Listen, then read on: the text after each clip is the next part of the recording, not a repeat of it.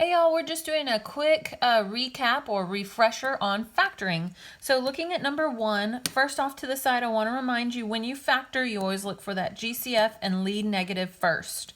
So here we are with this binomial. We have a GCF of x. Both terms contain x.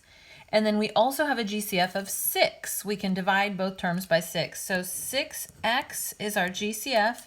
When I divide 18x squared by 6x, we get 3x. And when I divide negative 12x by 6x, I get negative 2. Again, remember, verify your answer by redistributing back to make sure you get back to the original. 6x times 3x is 18x squared.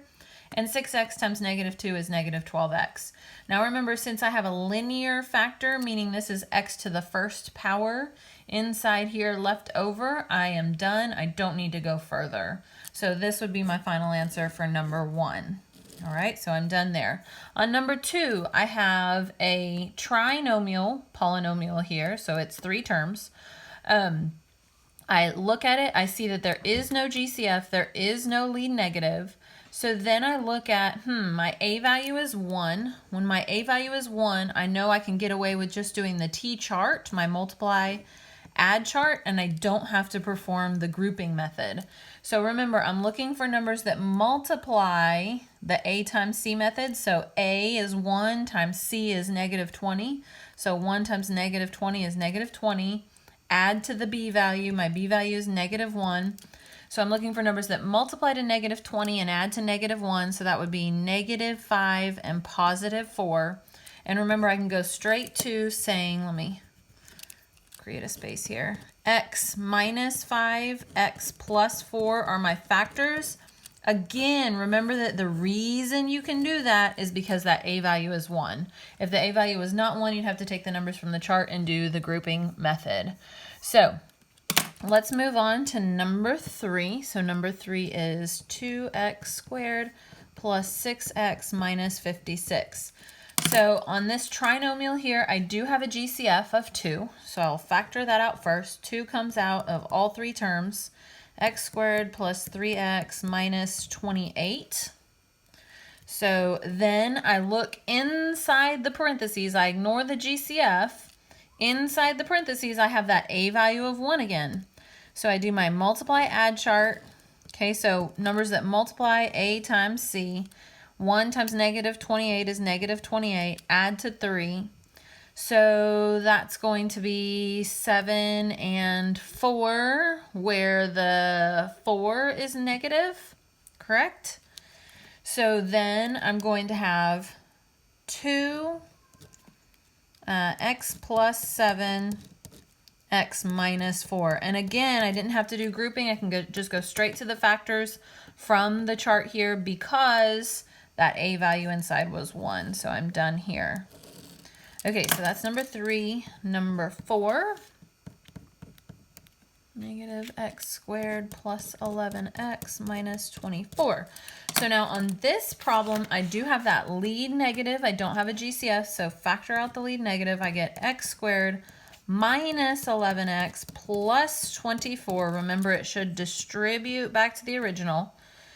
So then inside I get lucky again because that A value is 1. So I get multiply to 24 because again, A times C, 1 times 24 is 24. And then adds to B, so negative 11. So I'm looking at, is it going to be 8 and 3? 8 and 3, yes, 8, 9, 10, 11. And they're both going to be negative because 2 negatives multiply to a positive and they add up to that negative. So again, I get lucky that A value is 1. So I get to go straight to my factors of x minus 8, x minus 3. Don't forget to drag down that lead negative in front, and I'm done. Okay, so that's number 4. Number 5, don't worry, we're getting close to done. We've got negative 3x squared minus 33x minus 90. So I have not only a lead negative, but I'm noticing I have a GCF of 3. Every single term in this trinomial is divisible by 3. So I'll divide every single term by negative 3 to get rid of that lead negative. So this would become x squared plus 11x plus 30. So let's verify, that times that, give me that, yep. That times that, give me that, yep. Okay, again, we get really lucky that a value inside is 1. So again, I'm looking for numbers that multiply to 30. 1 times 30 is 30, but add to 11. So 5 and 6, right? And both positive. So again, I'm super, super lucky. X plus 5, X plus 6. Now notice, I'm not setting any of these factors equal to 0 and solving. Those aren't the instructions. All we're doing today is factoring, just factoring.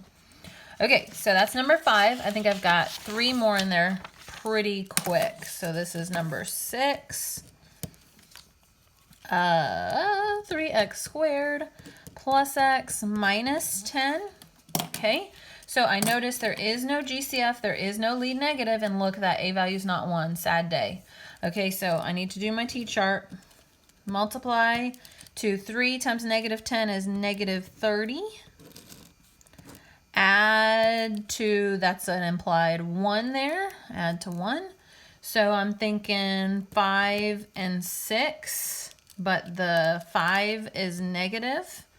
Okay, so remember, when that a value is not 1, I've got to do grouping method, so I'm going to drag down that first term, 3x squared. I'm going to drag down the last term, negative 10. I'm going to replace this middle term with this, negative 5x plus 6x.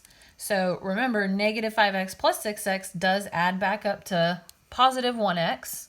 Now I have an even number of terms, so I can group. What comes out of these two terms here? What's the GCF? X. So I factor out x, I'm left with 3x minus 5. Okay, what comes out of these two terms? 2. So don't forget to always drag that sign down. Plus, it's a positive 2 that I factor out of both of these terms. So plus 2 here. And then I get 3x minus 5. That is a really good thing, because remember, when I have this term here and this term here, I want the factors to be matching. So remember that 3x minus 5 factors out of this term, and I'm left with x. 3x minus 5 factors out of this term, and I'm left with a positive 2. So my factors are 3x minus 5 and x plus 2. You could always FOIL those. Make sure that they go back to the original, and you should see that it does. Okay, so now number 7. 7 and 8 goes super quick. You'll see why. Okay, special. Why is this one special? Hopefully you remember. 100x squared minus 49. Oops, I used blue. That's going to bother me. Okay, x squared minus 9. What's special about that? That's called a difference. Remember, what does the word difference mean? It means subtraction. So difference, a subtraction, difference of perfect squares. You've got perfect squares here.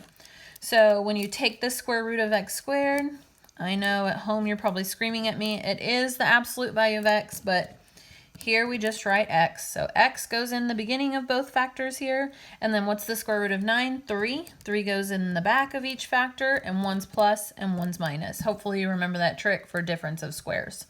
Okay, similar here. There's still, on both of these, no lead negative, no GCF. So difference of squares, the square root of 100x squared is 10x. So 10x goes in the front of each factor. Of course, one factor has plus, one factor has minus, like always. And then the square root of 49 is 7. So there you go. And you should see, like I said before, if you multiply back, you should get back to the original.